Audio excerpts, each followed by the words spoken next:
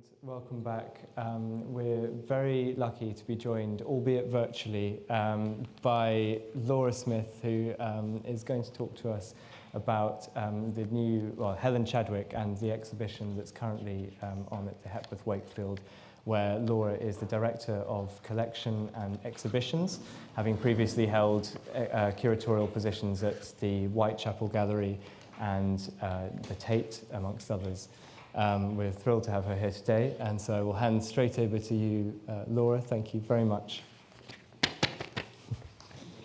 Hi, everyone. I hope you can hear me properly, and I'm really sorry that I can't be there in person. I would have much rather have been with you rather than at home, but hopefully this will go seamlessly over Zoom, and I'm looking forward to the questions at the end. So as Wilfred said, I've just opened an exhibition at the Hepworth Wakefield where I have the pleasure of working it's the largest retrospective to date of Helen Chadwick's work and the first in nearly 25 years. I'm going to talk through her work a bit and some of the major pieces that are in the exhibition. All of the installation images that you'll see are from the Hepworth Wakefield exhibition currently, but there are other images of previous works and close-ups of works within the PowerPoint as well. So Helen Chadwick has been described variously as wicked, raunchy, funny, clever, fierce, brilliant, tough, provocative, a genius, and ahead of her time. Despite the fact that she's no longer with us, she died very young at the age of 42 in 1996. Her presence and influence on the history of art is, I think, undeniable and multifaceted. She was an artist who worked beyond the boundaries of the self, of gender, of the body and its skin, beyond what is polite or expected. Her art wittingly compounds numerous physical sensations, such as thrill, wonder, erotic desire, disgust, repulsion, tenderness, and queasiness. And her materials are affecting in both the simple fact of their application as artistic supplies and their unexpected combinations.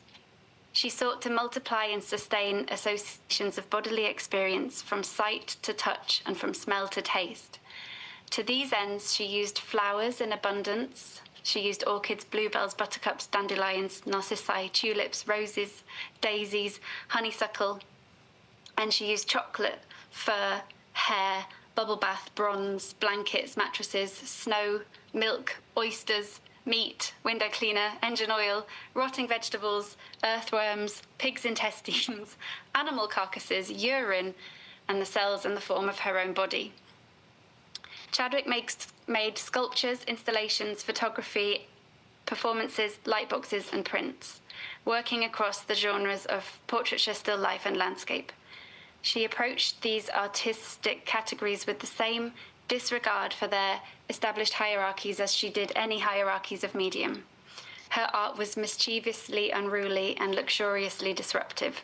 She was interested in confronting the idea of experience to directly address issues around feminism, sexuality, classism, austerity, death, disease, and beauty. Her works make no attempt to provide a verdict or conclusion on any of these issues. Her endeavour was to stimulate an individual's intuitive, involuntary reactions and sensations as a way of destabilising the conditioned and constructed aspects of contemporary culture, the ways that we are told to understand sex, gender, death, beauty, class and power.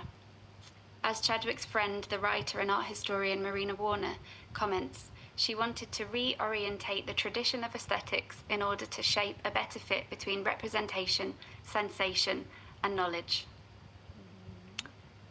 I'll tell you a bit about her life. So she was born prematurely in Croydon, London, in 1953. Her mother was a Greek refugee and her father was a railway worker from East London. She grew up with a brother, who you can see here, who became a sheep farmer in Sussex. And from time to time they would all visit her mother's large family in the Peloponnese Mountains in Greece, who would shower both the children with a love and attention. She loved her Greek heritage. In Croydon, Little Heath Woods was just behind their home, and there Chadwick remembered making mud pies and rose petal perfumes as a child, which I think has particular resonance with her work. As she grew older, she would walk in the woods and bring home injured animals. there are anecdotes of her neighbours complaining about the lame ferret and goose in the Chadwicks' back garden. She passed her 11+ exams with ease and began her secondary education at Croydon High School, where her inherent fascination with the natural world meant that she thrived in biology and geography. Surprisingly, she failed her O-level art, with one teacher commenting that Helen has an independent nature and has worked in a very individual manner, but she needs to concentrate for longer periods on her drawing. Her mother had an interest in art, however, and together they regularly visited exhibitions. Chadwick recalls her curiosity when watching her mother look at predominantly paintings. She was engrossed by the myriad feelings that she saw her mother experiencing, from delight to satisfaction to disgust to joy. So, having secured a place to study archaeology and anthropology at Exeter University, she had a change of heart and declined her place in favour of a fine art foundation course at Croydon College of Art. By this time, her parents had just separated, so continuing her education in Croydon allowed her to stay close to her mother. Once at art school, she soon discovered that she had little interest in drawing, but remembered making curious congregations of forms, many based on her own body, in materials such as jelly, chocolate, and licorice. These early works even attracted attention from the local Croydon press, who compared her work to that of the Fluxus artists, who had indeed inspired her. In 1973, Chadwick accepted a place to study BA Fine Art at Brighton Polytechnic. Very quickly, she developed an infamous reputation, frequently dressing in head-to-toe black leather and travelling by motorbike. Looking back on that time, Chadwick recalled, "Traditional media were never dynamic enough for me. Right from early on in art school, I wanted to use the body to create a set of interrelationships with the audience." During her BA, Chadwick worked across film, sculpture, and video, but the consistent anchor in her work was always attention to the body, to her own body. One of her first documented works during this time was Untitled Eat Art of 1973, which is the blue work you can see here, for which she made individual jelly casts of her own face and then invited the public to eat it. She also made cushions shaped like body parts, as a reference to the fractured bodies of surrealism. And in another work titled The Erotic Chocolate Box, she made delicious chocolates inside a range of erotically shaped items. For her degree show in 1976, Chadwick created a work called Domestic Sanitation, which was a performance, an installation, and a video. The performance included Chadwick herself as well as 3 other women, all wearing latex costumes, which are sadly now lost, created by painting latex directly onto their naked skin, a method which produced clothing that emphasized their breasts, buttocks, and pubic hair, but also played out ideas of nudity and nakedness. In these costumes, the foursome engages in a bawdy, satirical, and feminist play of cleaning and grooming one another. The first act of the work, the latex glamour rodeo, takes place in a kind of stylized beauty salon. 2 of the women treat a third to something like a gynecological examination, while a 4th woman, dressed in black latex, slinks along the walls like a cat. And this is all to a soundtrack of Donny Osmond and excerpts from American advertising voiceovers. You can just see an image of, in the bottom left-hand corner, of the costumes and the performance. In the second act, Bargain Bed Bonanza, the same 4 women are dressed in costumes that are hybrids of beds, mattresses, blankets, women's bodies, and lingerie. Part clothing, part furniture. Each has a separate identity and colour. The Supermum housewife is yellow, Virgin Scandinavian is white, the tart costume is pink, and the rape mattress is grey. The 4 take turns to enact farcical scenes that reflect the character of their costumes, cleaning, playing, and soliciting, and suffering different sexual encounters. The whole thing is partly humorous, partly dangerous, disconcerting, and taboo all at once. A video of both acts, the entire performance, exists in grainy footage, while only the bed costumes survive and are notable for their meticulous hand stitching. This is the display of them at the Hepworth. In 1976, Chadwick moved back to London, to Hackney, and enrolled on a Master of Fine Arts course at Chelsea College of Art. In 1977, she and over 20 other artists moved into Beck Road in East London squatting in a strip of semi-derelict Victorian terrace houses that was destined for demolition. After Chadwick and her fellow artists had been squatting in the houses for 2 years, the houses were licensed to Acme, which is an organisation that delivers affordable artist studios. Acme then leased the houses back to the artists with an additional grant of £750 per house, which was necessary for renovation work. In saving the street from demolition, Chadwick and her fellow artists were instrumental in creating a community of creative individuals able to thrive. Beck Road became a hive of home studios, and still is, whose residents then included Maureen Paley and Genesis P. Orridge. Residents would exchange materials and offer each other assistance, socialise and learn from one another. Later, in 1984, the artists formed a residents' association to address areas of concern, and in 1988, Acme and the Residents' Association formed the Beck Road Arts Trust as a formal fundraising appeal to enable the artists to afford to purchase their own homes under the then Right to Buy initiative. Throughout her campaign to save and live in Beck Road, Chadwick was also studying for her master's. In 1977, her graduating degree show brought acclaim. Titled In the Kitchen, for this performance and installation, Chadwick created a series of wearable sculptures that resembled various household white goods: a fridge, an oven, a washing machine. These costumes, again part clothing, part furniture, were constructed from metal frames with soft white PVC outers. As in her previous performance work, Chadwick, alongside several of her classmates, wore the costumes in a series of live and videoed performances in which they presented choreographed movements and sang and spoke. The performance opened with a speech, which you can see the introduction to here, while a soundtrack of collaged daytime radio segments aimed at housewives played in the background. Through combining women's bodies with kitchen appliances, Chadwick stressed the stereotypes of domesticity that women were expected to inhabit. The structures naturally restricted the women's movements, forcing them to become mechanical and at times involuntary, while the appliances softened and anthropomorphized, the hob rings resembling breasts and the washing machine door looking like a pregnant tummy. Chadwick's efforts in this work to connect the physical, social, and representational realms of women would go on to demarcate her practice for years to come. She began exhibiting regularly from 1977 onwards. However, she quickly became the target of some heavy criticism from a generation of feminists who objected to her use of her own naked body in her work and accused her of regressive female narcissism. But from her perspective, she was interested in complicating the idea of the objectification of women.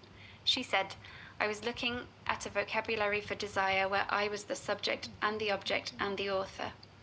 I felt by taking all these roles, the normal situation in which the viewer operated as a kind of voyeur broke down." She wanted to both expose and exploit the conventional modes of feminine display and to challenge the idea of the female body as a site of spectacle. Nonetheless, Chadwick's works of the late 1970s took a different turn and led her to create a series of works that were more overtly socially focused and did not include imagery of her naked body or that of her peers. These works generally took the form of installations with an unyielding political focus, in which she would select one aspect of life in Britain and use it to examine an issue such as sexism or class. Throughout the 1980s, Chadwick continued to live on Beck Road and also began teaching across the country, a part of her life and career that would come to define her influence on contemporary art in Britain almost as much as her work. In 1983, while teaching across 3 schools in Newcastle, Chadwick proposed a project for her pupils in which she asked them to produce life-size portraits using painting and collage. While working with her pupils on the brief, she also started working on her own kind of self-portrait, a work that would signal her rise into the public sphere through its inclusion in the summer exhibition at the Serpentine and later the Venice Biennial. The work is Geometria Sum, and it was made in 1983, the year that Chadwick turned 30. Geometria Sum translates to I am geometry. The work consists of 10 plywood geometrical forms, each representing a symbolic moment in Chadwick's life to date. The exact model of incubator in which she was treated after her premature birth, a font, the pram in which her parents transported her, a toy boat, the garden tent that she shared with her brother, her bed from the age of 6, a vaulting horse used in school gymnastics, a piano, a cube, which to her represented high school as well as the church, and finally a door as a symbol of her adulthood, all arranged in a spiral on the floor.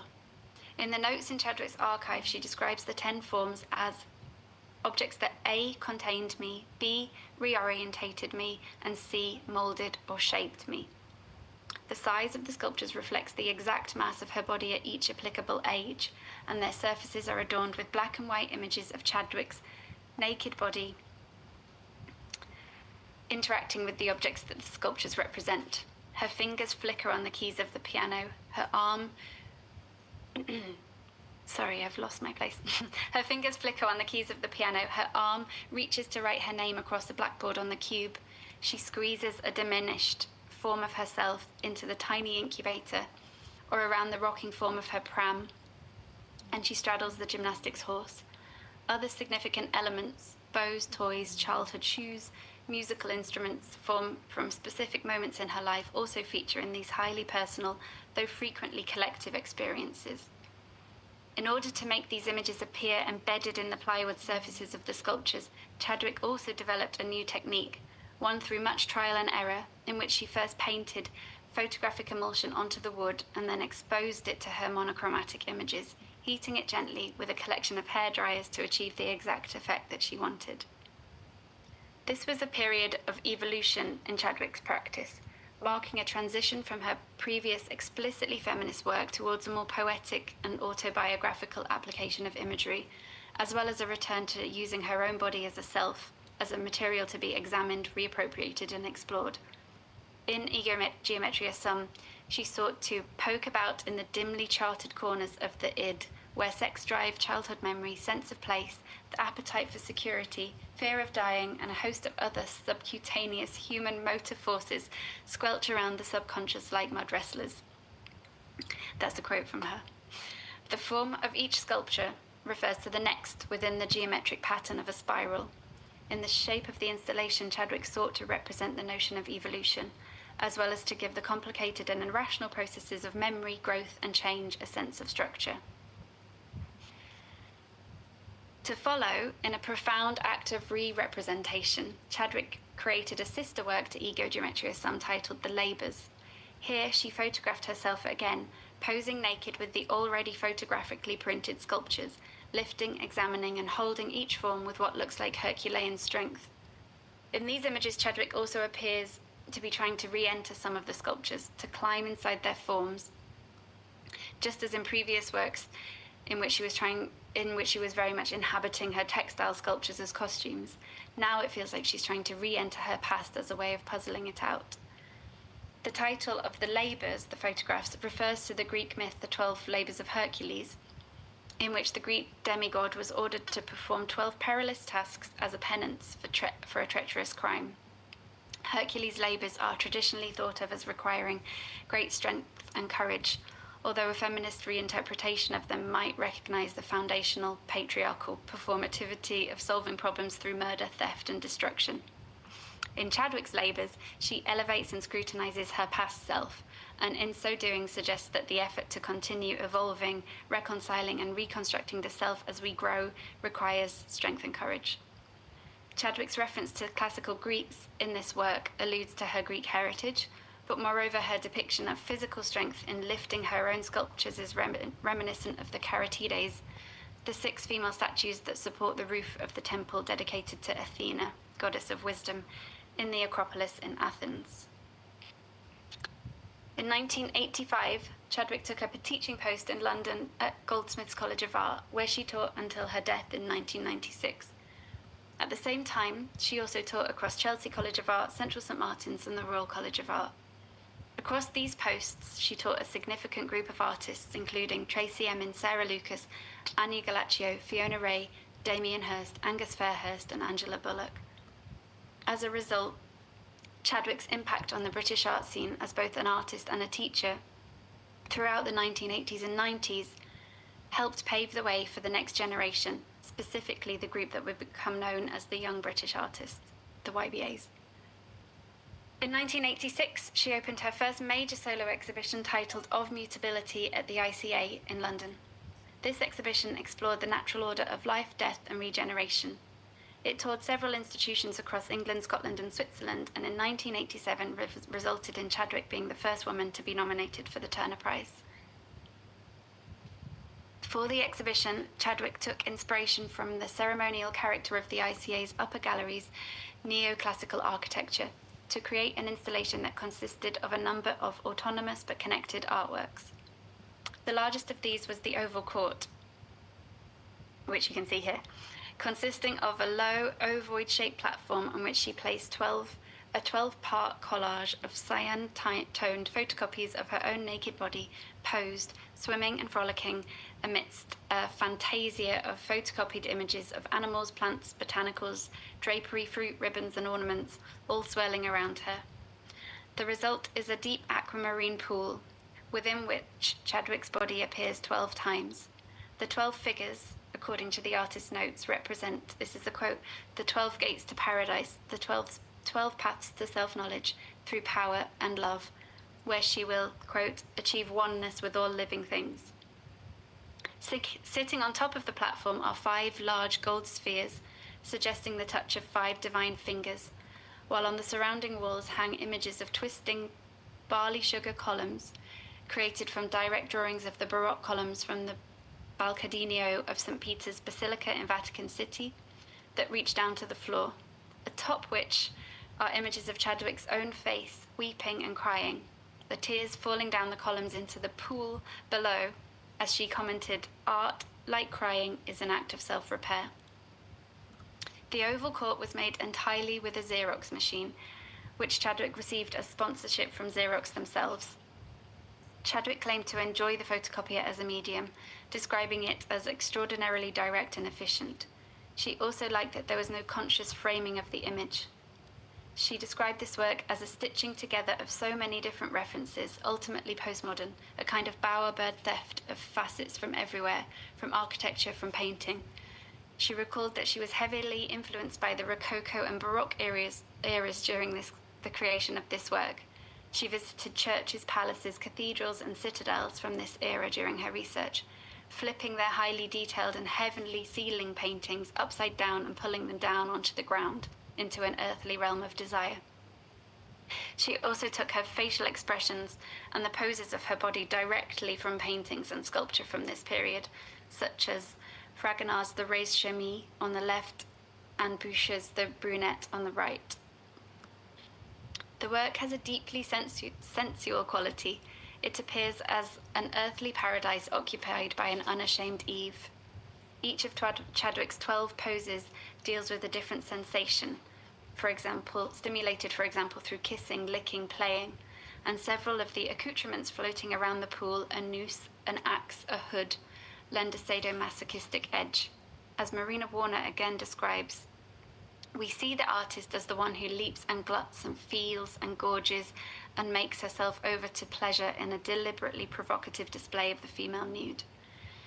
This is one of art history's most extensive exercises in self-imaging and is said to be the largest self-portrait ever made. It's a joyous, uninhibited celebration of the union of Chadwick's own body with nature.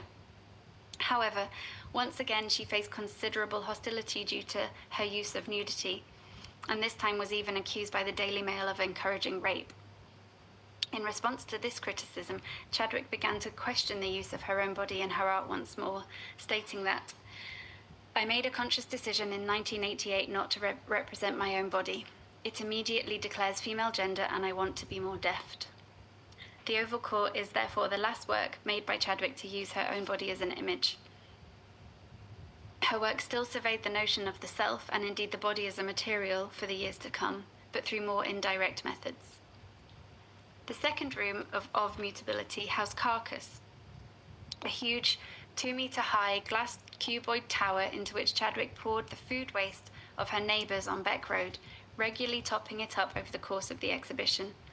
Like a giant digestive system or compost machine, the layers of rotting food initially formed stripes and strata that then dissolved as the organic material broke down. Playing with the relationship between repugnance and captivation, it elevated that which is usually disregarded to a far higher status. The rotting tower of compost generated new organisms and forms of life through the processes of decay and took on an extraordinary life of its own. Sometime into the exhibition's run, the glass of carcass cracked, and in a panic, the gallery staff tried to move it from public view, tipping it onto its side to carry it more easily. As they did, the lid blew off. The gas had built up inside, and the effect was similar to that of shaking a bottle of fizzy drink. And it sprayed fermented waste across the galleries of the ICA. The rumour is that you could smell it from Buckingham Palace. It seems that the work had indeed developed a life of its own, but the exposure granted Chadwick's profile-raising notoriety, and the following year, in 1987, she became the first woman to be nominated for the Turner Prize. Travelling deeper inside the body, in 1989, Chadwick produced a series of photographic works titled Meat Abstracts, made with a large format Polaroid camera. In these pieces, she created compositions with medleys of fresh meat, steak, tripe, offal, liver, hearts and kidneys, lovingly arranged, like a 17th century still life, on sheets of coloured silk, velvet, leather or fur, occasionally accompanied by golden spheres or shining cutlery. In all of the images, a glowing light bulb illuminates the scene, sometimes buried inside the lumps of meat, sometimes silhouetting them from behind, and sometimes pointing directly at them so they glisten wetly. The images are shot directly from above to create a shallow depth of field and a single plane of focus.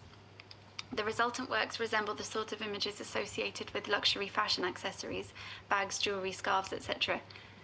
At the time of their making, Chadwick was deeply influenced by the films of David Cronenberg and the body horror genre, as well as the story of Frankenstein and his monster.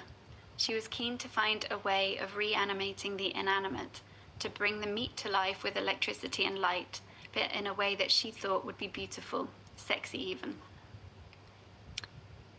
Moving deeper inside the body, in 1989, Chadwick was invited to participate in the Artists in National Parks scheme, a government and oil industry-sponsored programme of artists producing new work in response to the protected landscapes of England and Wales.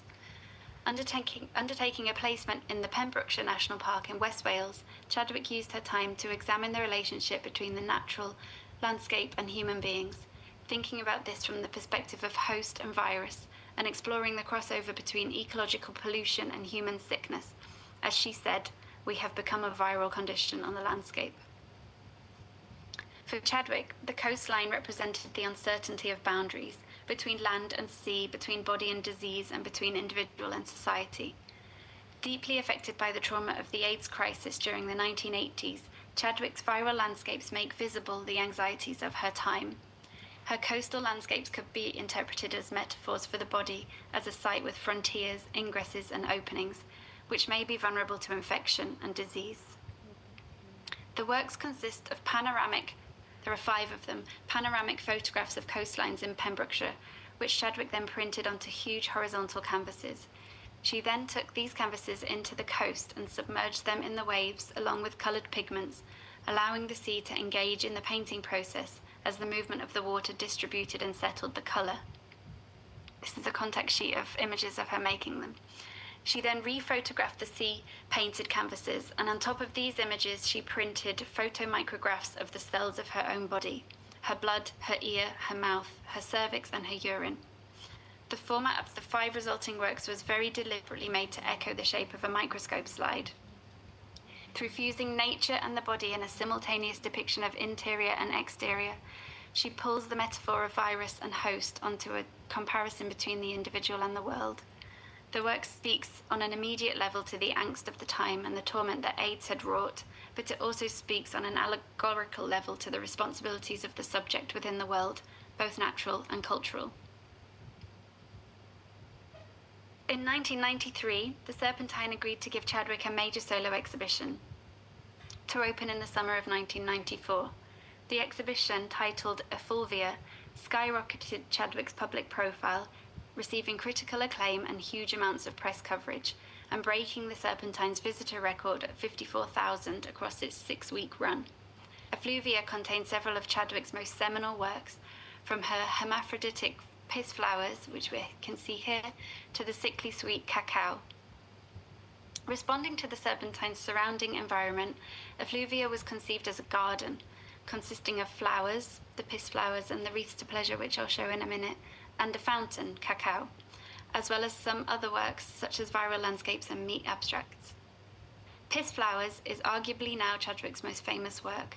Described by her as a metaphysical conceit for the union of two people expressing themselves bodily, it is a work made up of 12 sculptures that Chadwick made while on a residency at the Banff Centre for the Arts in Canada.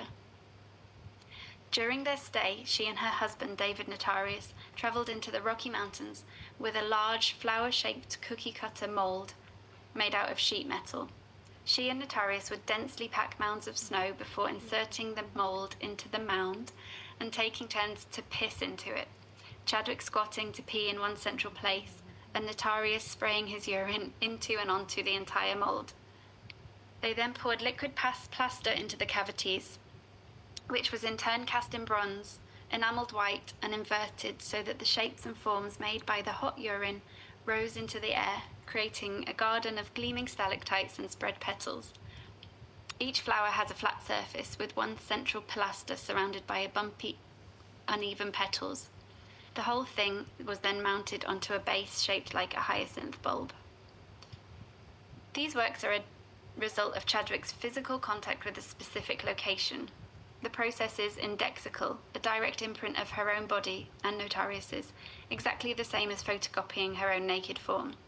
Here, her urine produces the large phallic form due to the fact that female urine is hotter on expulsion than men's, as well as being expressed with more speed, while Notarius's has a more decorative, subtle effect, creating the texture of the petals. Chadwick called the work a penis envy farce. Her choice to use a flower as her form for these sculptures is significant. Flowers are the reproductive organs of plants, and they often contain both male and female sex organs, just as these bronze flowers do. In an accompanying poem written for the works, she describes them as vaginal towers with male skirts. Through their mischievous inversion of traditional gender roles, they deliberately play on sexual difference and even muddy the whole notion of singularity or specificity of gender. Throughout her career, Chadwick expressed concerns with gender representation, moving from her early explorations into the objectification of women to a much more involved consideration of what gender is and can be. After reading the memoirs of Herculine Barban, a 19th century hermaphrodite whose writing was discovered and published by Michel Foucault in 1980, she asked, "Why do we feel compelled to read gender and automatically wish to see the sex, the body, before us so that we can orientate our desire and thus gain pleasure or reject what we see?" In a similar exploration of the symbolism of flowers and gender representation, Chadwick's Wreaths to Pleasure consist of 13 circular photographic works exploring sexual pleasure, deviance, materiality, and excess. These images are sumptuous and luminous. They depict different arrangements of flowers, petals, and blossoms in an ever so slightly suggestive shapes, vaginas, penises, breasts, etc., or often both, a duality of genders in one form, all suspended in a range of different liquids, some pleasurable, some toxic. Chadwick used orchids, bluebells, buttercups, dandelions, narcissi, tulips, roses, daisies, honeysuckle, and so on, suspended in windoline, fairy liquid, swarfega, bubble bath, germaline, hair gel, tomato juice, milk, molten chocolate. The fluidity of the liquid jars with the stillness of the arranged flowers, and the results are heady. They feel like they fizz and effervesce. Almost scented, these works speak to desire and eroticism in a very multisensory way. The Wreaths to Pleasure were shown alongside Cacao, a monumental fountain of liquid chocolate, whose fragrance pervaded the gallery and currently pervades the Hepworth Wakefield, and whose form once again evoked a phallus and a flower. The title is suggestive of chocolate, obviously, but also of earth, of feces, of base matter. Chadwick described it as a pool of primal matter, sexually indeterminate in a perpetual state of flux. The work is very much alive. It bubbles and gloops audibly like a swamp, gloriously spurting molten chocolate out of its central pole in a continuous cycle that has frequently been described as a reference to the overwhelming powers of libido and desire. Chadwick originally conceived this work as a fountain of flowers, but eventually settled on it as one giant chocolate bloom.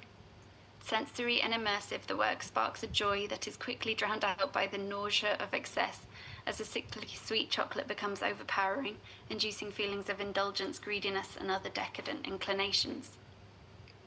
Together, the works in Aluvia enacted some of the most vital questions of Chadwick's career, forcing the issue that she had been interrogating for years around gender specificity, sex, communication, desire and deviance, luxury, excess, and death. They use noises, odours, flavours, textures. They are slimy, spiky, sharp, oozing, sticky, sexy, savoury, and sickly sweet. To quote Marina Warner again, she defied the Western emphasis on optics as the first of the instruments of inquiry. She often spoke of wanting to create through her images the discharge of energy that occurs in touch, to find a material vehicle which would arrest the passing character of such intense bodily responses. When Chadwick died in 1996, her career was rising.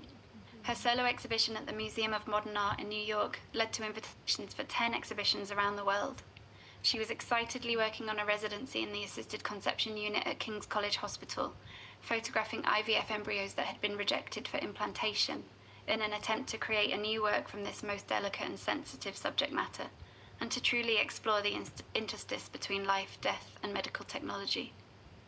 On the day of her death, she had visited the print room at the Victoria and Albert Museum to research and study the Rococo fabric pattern book of Anna Maria Garthwaite, a designer from the weaving community of 18th century Spitalfields, London. It is impossible to speculate where these new directions of research would have taken her ever-inquiring mind and industrious hands. At the end of a documentary she presented for the BBC in 1992 about the pioneering Mexican painter Frida Kahlo, who she loved, she comments, "I don't think you can come up with some culminating verdict or understanding. Experience passes through you and you have to try and digest it in some way, assimilate it, and then let it pass." Chadwick is known for her formal extravagance, her material literacy, her technological savvy, her incredible skill in making and learning, and her enthusiasm for all that is base, bawdy, sexy, and messy. Her unwillingness to accept any binary hierarchization of the world, from the conditions around male and female gender specificity to the separation of body and mind, to the distinction between human, animal, and plant forms, allowed her to radically explore the mechanisms of the body, physically, emotionally, sensually, and sensorially. In doing so, she produced a body of work that is generous, beautiful, complicated, confusing, and compelling. She was a mischievous mistress at delivering funny feelings. Read as a whole, her output examines what it means to be a corporeal being in a mediated world, and grants permission to subjective desire and individual craving, simultaneously nourishing body, mind, and soul. Her work and teaching have had a palpable influence on the picture of contemporary art in Britain and the Western world, as well as providing a guiding light for future generations of feminist thinkers. The end.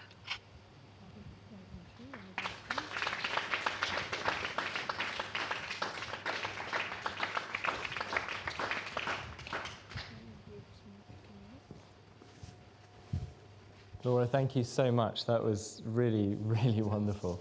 I have certainly a couple of questions, but does anyone within the audience have anything they'd like to ask? I'll start by just asking you, so obviously she had a lot of notoriety in her lifetime and a lot of criticism for her work. How did she cope with that? Was that something that she relished or something that she struggled with? I think she struggled with it. David, her husband, tells a story about when, after the carcass exploded at the ICA, and she was nominated for the Turner Prize, and her phone was kind of off the hook ringing. There was a film production doing a shoot on Beck Road, and they accidentally damaged the phone lines, and the phone went down for about 10 days. And apparently, David said she said it was the best 10 days of her life because nobody could get in touch with her. So I think she really struggled with it. I mean, she was quite a provocative character, but I don't think it was I don't think any of it was performative. I don't think she was trying to engender shock in anybody. It was just who she was. And so I think she found the kind of constant criticism or inquiry into her quite distracting. Yeah. And the other thing I wanted to ask you as a curator of this show was how easy was it to kind of put the work together in a sense? Because I imagine that she was quite prescriptive about how she liked her work to be seen. Is that true? Or? Yeah, she was very meticulous in her making, but then I think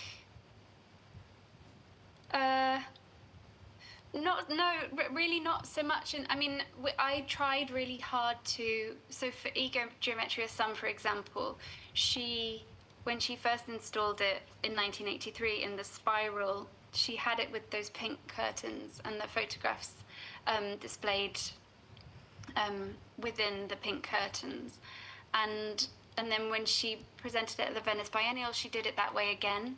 But then I think she didn't make work that was very commercially viable. So when people wanted to buy something, she was quite keen. She wasn't from a moneyed background, so she was quite keen to sell, to be able to live. So quite difficultly, Ego Geometria Sum has sold to 10 different owners, 5 of them private collection and 5 of them institutional lenders. So they are quite often displayed by themselves, not as part of their spiral and not with the curtains and the photographs. And I think that was something that she just accepted, that once if the work sold, it was the owner's choice about how to display it. I mean, I was really keen to display it as she originally displayed it, so we managed to bring them all together. But I think maybe all of her attention to detail went into the physical making of the work, and then she sort of accepted that it had its own life after it left her. Does that answer your question? Yeah, absolutely. No, that's really interesting. Is there anything else, Jakob?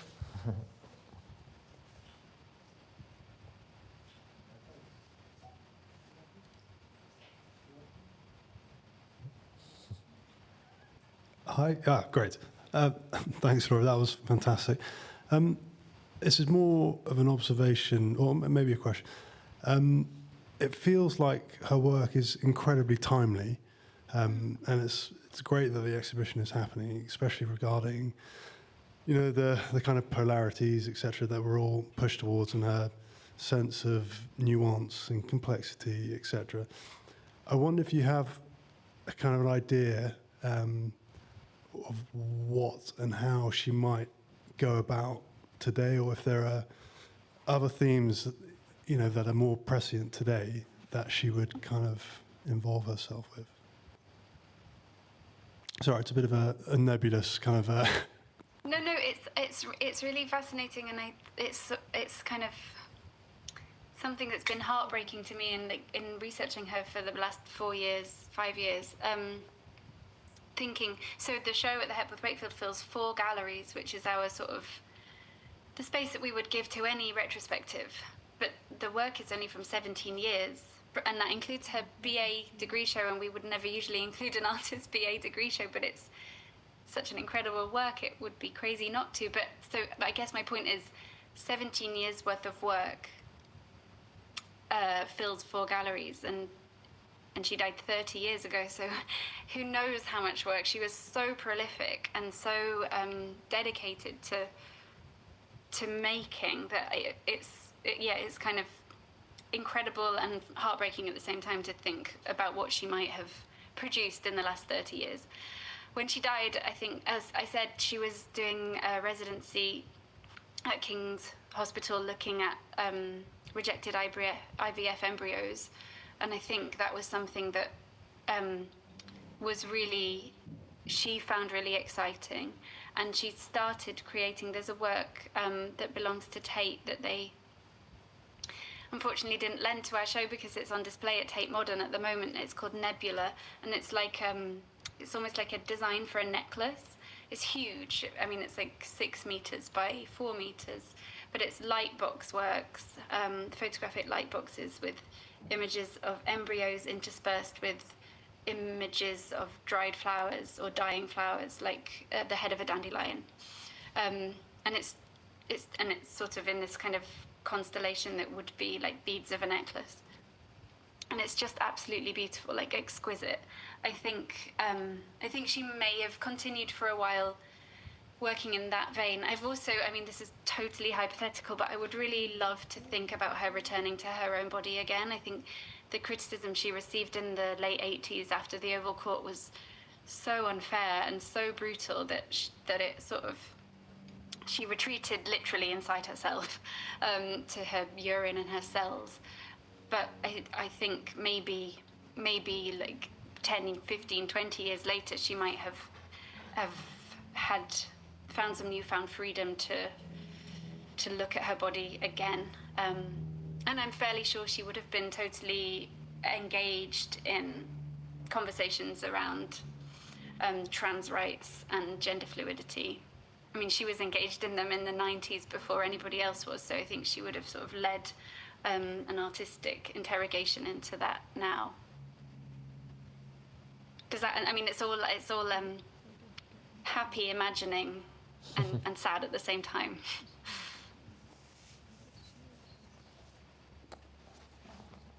Anybody? Yes, if you just wait for the microphone. Do you think she just set out to shock people? Because it is quite shocking, some of that work, really, from a public point of view. Can you ask again? I didn't think she heard. Sorry, again? Asking again. Did you hear that, Laura? I heard the beginning, Okay. but I didn't hear the question, I don't think. Well, I'm just asking if you think she deliberately set out to shock people, because presumably some people were shocked, judging by the public reaction. And Yeah, I've been asked that before, and I don't think, I honestly don't think she did. I think it was just the way her mind worked. I mean, she was like terrifyingly intelligent, I'm told. And I think she just didn't think inside any boxes. I don't think she wanted to make work to shock people. I think she wanted us to, I know from reading what she's written, she wanted us to have a physical reaction to something that was kind of involuntary, so that we could then interrogate that reaction and think about our own subjectivity within like these constructions of beauty. So I think that's what she wanted us to feel something, but I don't think she necessarily wanted us to feel shocked. I think because it didn't shock her. I mean, there's a work that I haven't talked about that is in the show at the Hepworth that is called glossolalia, which means speaking in tongues. But and it's a flower again, but the central stamen of the flower is a bronze cast of 50 sewn together lamb's tongues. So it's like a tower of lamb's tongues, which she sewed together herself. She bought from a butcher's and sewed together herself, and then had cast in bronze. And I said to David, her husband, when we were installing the show, like, was she squeamish when she was? Because I mean, the thought of putting a needle through a lamb's tongue once is like makes my skin crawl. He was like, no, we were just watching a film and she was just sewing together lamb's tongues, like it was totally normal. So I think she didn't find those things shocking. So it wasn't her instinct wasn't to shock other people. It was just to cause them to have a physical reaction. Does that answer the question? Well, I suppose I was thinking something quite graphic, and I just wondered if that was trying just to make an impression or draw attention to herself or something in a way that other artists didn't. But it's not a big issue, just a point, really. I think there's a question just here at the back. And just in response to that, I think it's a huge issue, actually. And I just wondered, back to the food in the ICA and the way it explodes out the top. all over everywhere as they lay it on its side. It's almost like it's sort of died, but in the death it explodes all over the place, which is exactly what a dead body does, actually. But I mean, would you think that was like and she died of a heart attack, didn't she? So in a sense of that explosion and that minute, it's almost like a self-portrait, isn't it? And the way that she dies, it's almost like a prophetic self-portrait. I mean, all of her work is. That's what's kind of quite haunting about looking back so closely at all. Like the Oval Court is. I mean, it's like she's preserved in these 12 poses of like joy and desire and exhilarance, but she's also life-size, still photocopied like a dead body, and she's blue. And I think, and the same, carcass, Geometria, this kind of charting of her life. Like all of it feels so poignant to think that she then had such an early death. It's that's something that I found quite haunting about the show, making the show. The question.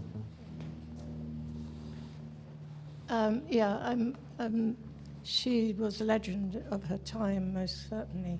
And I think I remember when she died, and we were all very, very shocked because we'd seen all her show at the Serpentine, and she had just broken down boundaries and opened up. And I think one of the things was her use of other materials that were beyond the norm in sculpture and fine art at all. So I just wondered if you could say one or two words about, again, that handing on of legacy, because she taught all those very influential YBA group, and how much they picked up from her, because she really was ahead of her time.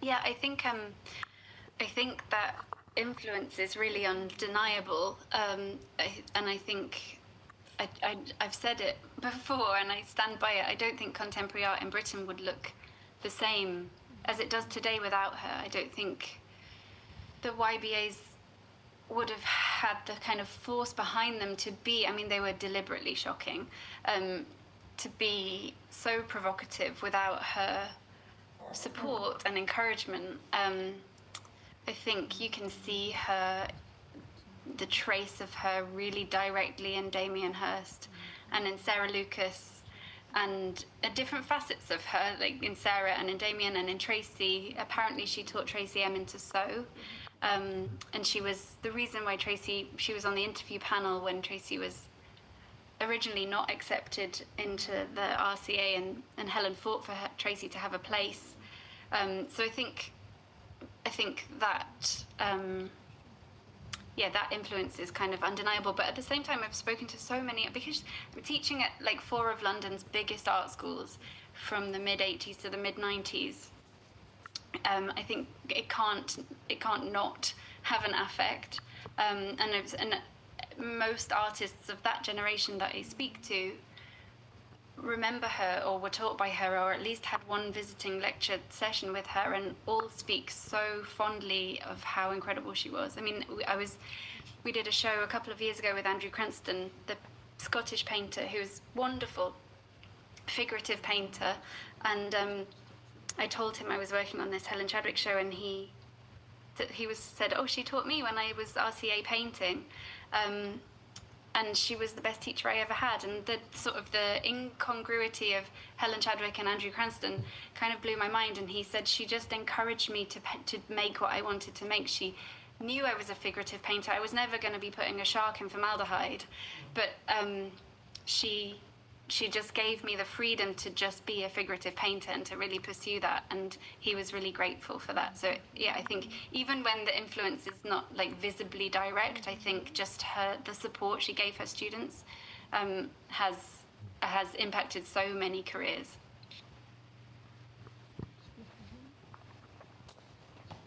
Thank you. Well, thank you so much, Laura, for joining us, and for your wonderful talk. I hope we can all, I'm certainly going to try and make it up to the Hepworth Wakefield to see the exhibition and see all the work in situ. So thank you so much. Okay. Have a good rest of the day.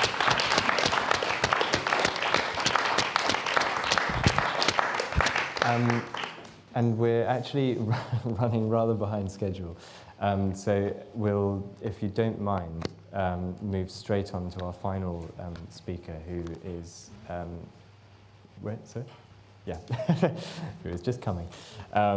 Yeah, so if we have take a 5-minute break, and then Peter Logan will be here to talk to you about his magnificent sculpture, Square Dance, which is behind us, and we're going to watch perform with its sound score very shortly. But he'll come here and speak a little bit about it first.